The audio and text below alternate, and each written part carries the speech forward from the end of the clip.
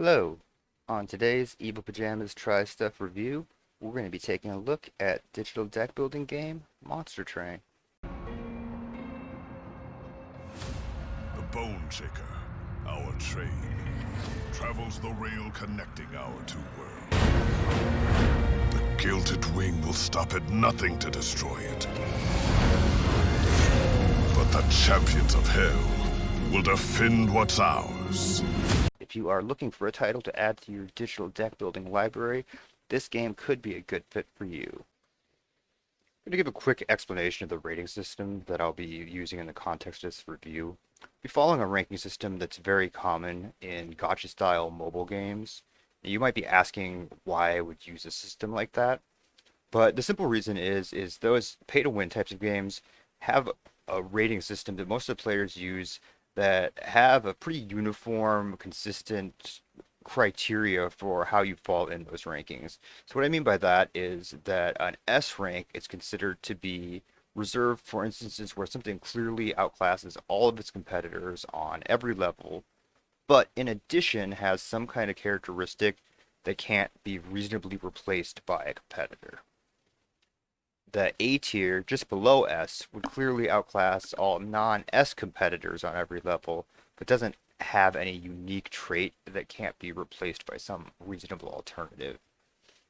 The B tier would be above average across the board, but generally worse than an A tier classification, but it also fills some type of specific niche. C is just saying that something is pretty much average, which is, I guess, the universal definition of C in any ranking system. And anything below that is basically saying that it's very generic and is pretty much interchangeable with anything else in that classification.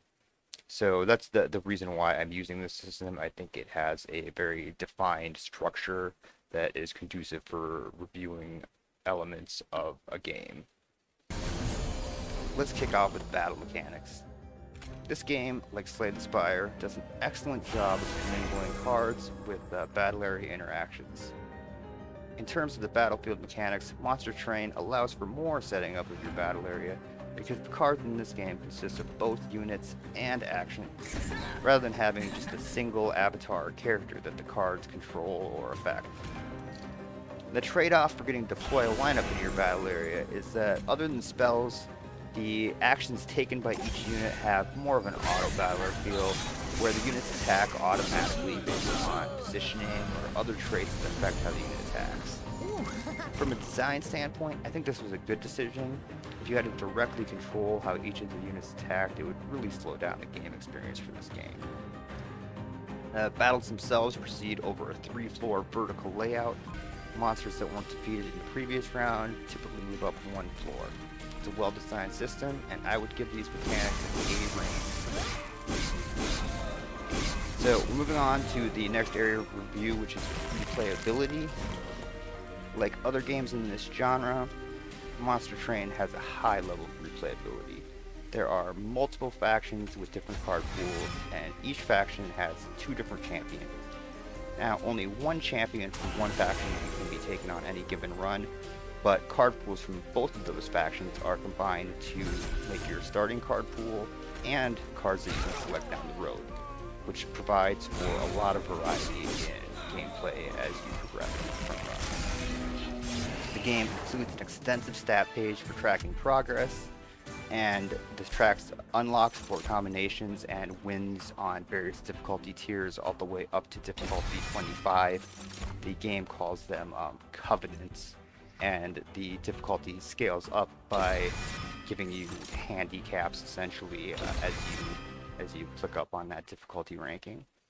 The game also has daily challenges and an option to generate a copy of your run to challenge a friend. The different modes, play combinations, and challenge features are all more extensive than what you'd find in an older title like Slay the Spire. I'm tempted to give an S ranking here, but I'm going to give an A because none of the modes were quite unique enough to say that the features aren't at least somewhat replicated in other games. Finally, I'm going to go over content design. So The relic items and card interactions in Monster Train provide for ample opportunities for various builds. Let's face it, when we're talking about a digital deck building game, the different kinds of builds that you can create while obtaining, somewhat uncontrolled RNG items and cards really provide what the fun of these games is all about.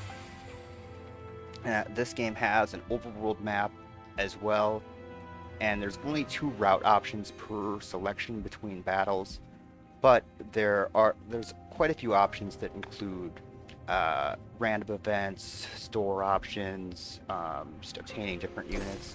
And the events can be pretty neat in some cases where they provide sort of quest-like options that you can take certain disadvantages temporarily for potentially greater rewards on a later map. Overall, I'd say the weakest part of the content design is that the enemies have somewhat of a generic feel. So some of the bosses have a noticeably different look, but most of the standard enemies have this somewhat like vanilla angels looking like they're cosplaying Silent Hill characters kind of look. I'm going to overall clock the content design as a B ranking based upon the factors that we just discussed. So overall, you can see in the 3 categories that I think really matter for your gaming experience that this game ranked pretty well overall. I think it's a good value for the money.